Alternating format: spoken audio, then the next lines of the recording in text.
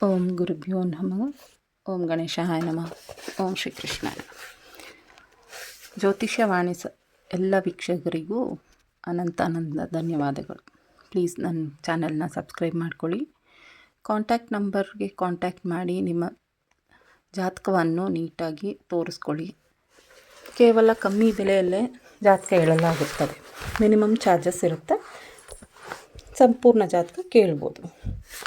ಇವಾಗ ಜನವರಿ 2026 ಮೇಷರಾಶಿ ಜ್ಯೋತಿಷ್ಯ ಭವಿಷ್ಯ ಏನಿದೆ ಅಂತ ನೋಡೋಣ. ಮೇಷರಾಶಿದು ನೋಡೋದಂದರೆ ತುಂಬ ಚೆನ್ನಾಗಿದೆ, ಅತ್ಯಂತ ಶುಭಕರ, ತುಂಬ ಒಳ್ಳೆಯ ಜೀವನ, ತೃಪ್ತಿಕರ ಜೀವನ ನಡೆಸ್ತಾರೆ. ಕೆಲಸ ಕಾರ್ಯಗಳಲ್ಲಿ ತುಂಬ ಪ್ರಗತಿ, ಇದರಿಂದ ಆರ್ಥಿಕವಾಗಿ ತುಂಬ ಲಾಭ ಆಗುತ್ತೆ. ಈ ಲಾಭ ತುಂಬ ಚೆನ್ನಾಗಿದೆ. ಅದರಿಂದ ಆಸ್ತಿ ಖರೀದಿ ಮಾಡೋ ಸಾಧ್ಯತೆಗಳು ಜಾಸ್ತಿ ಇದೆ. ದೂರದ ಪ್ರಯಾಣ ತುಂಬ ಚೆನ್ನಾಗಿರುತ್ತೆ, ಲಾಭದಾಯಕವಾಗಿರುತ್ತೆ. ವಿದೇಶ ಪ್ರಯಾಣಗಳು ತುಂಬ ಚೆನ್ನಾಗಿರುತ್ತೆ. ವಿದ್ಯಾರ್ಥಿಗಳಿಗೆ ಉತ್ತಮ ಅವಕಾಶಗಳು ಸಿಗುತ್ತೆ. ಯಾವುದನ್ನ ಎಕ್ಸಾಮ್ ಕಟ್ಟಿದರೆ ತುಂಬ ಚೆನ್ನಾಗಿ ಅದು ಅಂಕಗಳು ತಗೊಂಡು ಪಾಸ್ ಆಗ್ತಾರೆ.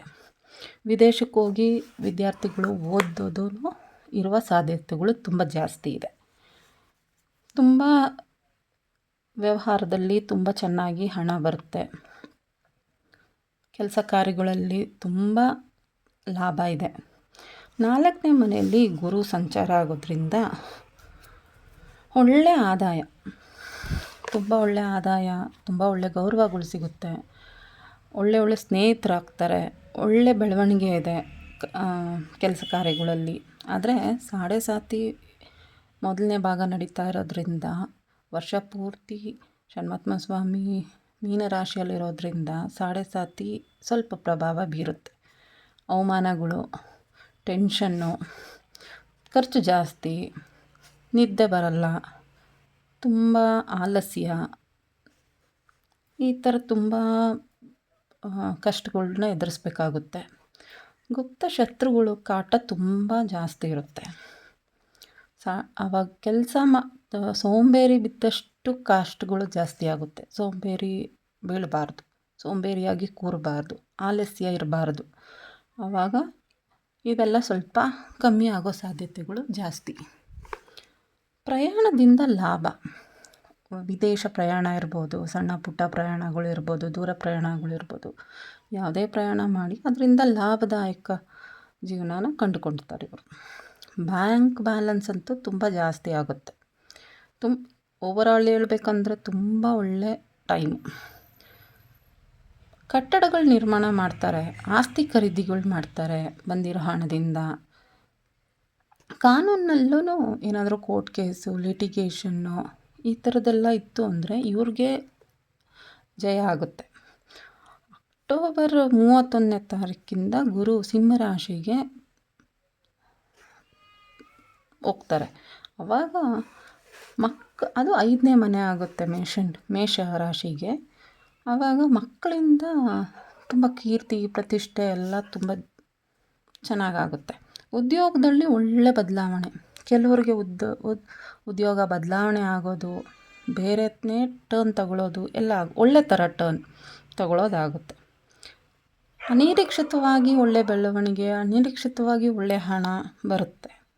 ಗುರು 5ನೇ ಮನೆ ಇರೋದ್ರಿಂದ ಇದೆಲ್ಲ ರಿಸಲ್ಟ್ಸ್ ಬರುತ್ತೆ. ಆದರೆ ಖರ್ಚುಗಳು ಕಮ್ಮಿ ಮಾಡ್ಕೋಬೇಕು. ತುಂಬ ಖರ್ಚಿರುತ್ತೆ, ಯಾಕಂದರೆ ಸಾಡೆ ಸಾತಿ ಮೊದಲನೇ ಭಾಗ. ರಾಹು 11ಕ್ಕೆ ಬರ್ತಾರೆ. ರಾಹು 11ನೇ ಮನೆಯಿಂದ 10ನೇ ಮನೆಗೆ ಬರ್ತಾರೆ. ಆವಾಗ 10ನೇ ಮನೆ ಬಂದು ಉದ್ಯೋಗದ ಸ್ಥಾನ. ಉದ್ಯೋಗದಲ್ಲಿ ಬದಲಾವಣೆ ತುಂಬ ಜಾಸ್ತಿ ಆಗುತ್ತೆ, ಪ್ರಗತಿನೂ ಇರುತ್ತೆ. ಮಕ್ಕಳ ವಿಚಾರದಲ್ಲಿ ತುಂಬ ನೆಮ್ಮದಿ ಕಾಣ್ತಾರೆ. ವಿವಾಹದ ಆಗದಿರ ಇರೋರು, ವಿವಾಹಕ್ಕೆ ಟ್ರೈ ಮಾಡ್ತಾ ಇರೋರು, ಇನ್ನೇನು ಈ ವರ್ಷ ಮದುವೆ ಆಗಬೇಕು ಅನ್ನೋರು, ಅವ್ರಿಗೆಲ್ಲ ಮದುವೆ ಆಗುತ್ತೆ.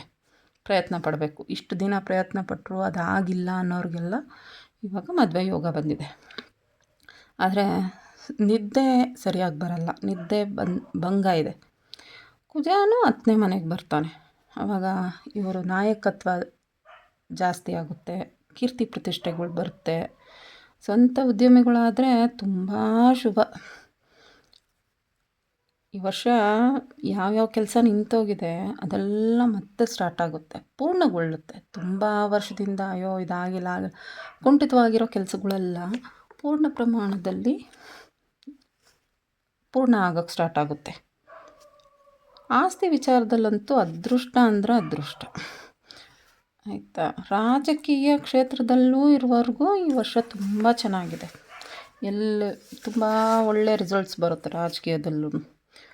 ಆದರೆ ಕೋಪ ಜಾಸ್ತಿ ಮಾಡ್ಕೊತಾರೆ, ಕೋಪ ಕಮ್ಮಿ ಮಾಡ್ಕೋಬೇಕು. ಆತುರದಿಂದ ನಿರ್ಧಾರ, ದುಡುಕು ಸ್ವಭಾವ ಅದು ಜಾಸ್ತಿ ಆಗುತ್ತೆ. ಅದು ದುಡುಕಿ ನಿರ್ಧಾರಗಳು ತಗೊಳ್ಳೋದು ಬೇಡ. ಸ್ವಲ್ಪ ತಾಳ್ಮೆ ಇರಲಿ, ಕುತ್ಕೊಂಡು ಯೋಚನೆ ಮಾಡಿ ನಿರ್ಧಾರಗಳು ತಗೊಳ್ಳಿ. ಆಮೇಲೆ ಹೊಸ ಸಂಸ್ಥೆಗಳು, ಹೊಸ ಅಕಾಡೆಮಿಗಳು ಇವೆಲ್ಲ ಸ್ಥಾಪನೆ ಮಾಡೋ ಟೈಮ್ ಇದು. ಯೋಗ ಇದೆ, ದಾನ ಧರ್ಮಗಳಲ್ಲಿ ನೀವು ತೊಡಗಿಸ್ಕೊಂಡ್ರೆ ಇದು ಬರೋವಂಥ ಸ್ವಲ್ಪ ಬೇರೆ ಬೇರೆ ಥರ ಪ್ರಾಬ್ಲಮ್ಸ್ ಅಲ್ವಾ ಸಾಲ್ವ್ ಆಗುತ್ತೆ. ಇವಾಗ ಸಾಡೆ ಸಾತಿಯಿಂದ ಬರೋವಂಥ ಅವಮಾನಗಳು, ನಿಂದನೆಗಳು ಇವೆಲ್ಲ ದಾನ ಧರ್ಮ ಮಾಡೋದ್ರಿಂದ, ದೇವ್ರ ಭಜನೆ ಪೂಜೆಗಳು ಮಾಡೋದ್ರಿಂದ ಕಮ್ಮಿ ಆಗುತ್ತೆ. ಇವಾಗ ಇವ್ರಿಗೆಲ್ಲ ಏನಪ್ಪ ಪರಿಹಾರ ಅಂದರೆ ಷಣ್ಮುಖ ಸ್ವಾಮಿ ಶಾಂತಿ ಮಾಡಬೇಕು. ಯಾಕಂದರೆ ಸಾಡೆ ಸಾತಿ ಮೊದಲನೇ ಚರಣ ಓಡ್ತಾ ಇರೋದ್ರಿಂದ ಮೊದಲನೇ ಹಂತ ನೀವು ಷಣ್ಮುಖ ಸ್ವಾಮಿದು ಶಾಂತಿ ಮಾಡಲೇಬೇಕು. ಹೆಂಗೆ ಮಾಡೋದು? ದೇವಸ್ಥಾನದಲ್ಲಿ ಮಾಡ್ತಾರೆ ಷಣ್ಮುಖ ಸ್ವಾಮಿ ಶಾಂತಿ, ಅದು ಮಾಡ್ಬೋದು. ಇಲ್ಲ ಮನೆಯಲ್ಲೇ ಕುತ್ಕೊಂಡು ಹನುಮಾನ್ ಚಾಲೀಸ್ ಓದ್ಬೋದು. ಈ ರೀತಿ ಹೆಚ್ಚಿನ ವಿವರಗಳಿಗೆ ನಿಮ್ಮ ಜಾತಕನ ಕಳಿಸ್ಕೊಡಿ, ಕಮ್ಮಿ ಚಾರ್ಜಸಲ್ಲಿ ಹೇಳೋಕ್ಕಾಗುತ್ತೆ. ದಯವಿಟ್ಟು ನನ್ನ ಚಾನಲ್ನ ಸಬ್ಸ್ಕ್ರೈಬ್ ಮಾಡ್ಕೊಳ್ಳಿ. ನಮಸ್ಕಾರ.